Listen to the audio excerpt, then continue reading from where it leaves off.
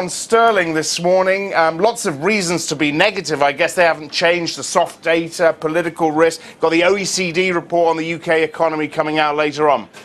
I think it's part of the trend which has been in place really since the turn of the year, that people seem to have a whole string of reasons rather than one particular reason to be negative on sterling.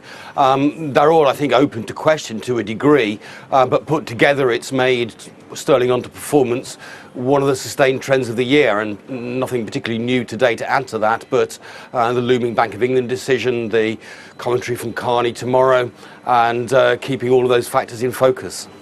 So where's cable heading? I think cable probably bottoms out relatively early, and more importantly, I think looked at via euro sterling, we think for various reasons euro sterling is probably forming a top around these levels from both the sterling negative side and the positive side for the euro. So if I wanted to play a positive contrarian view on sterling, buying it against the euro I think is probably the way I'd do it now. How high does euro dollar go now?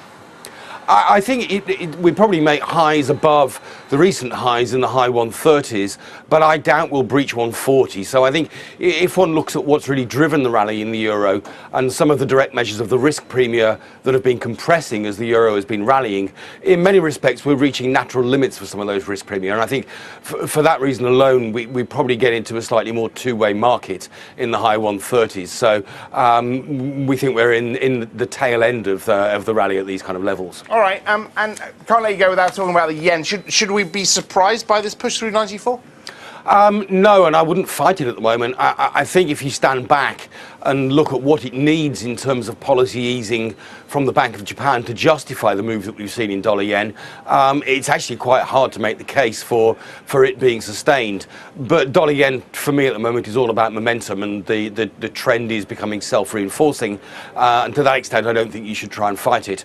If there's going to be a watershed, then perhaps at the time at which you get the personnel changes at the BOJ, the market focus may shift a little to delivery of policy rather than just delivery of rhetoric, which is really all we have so far. But at the moment I think it's the trend is becoming self-feeding, and I wouldn't fight it.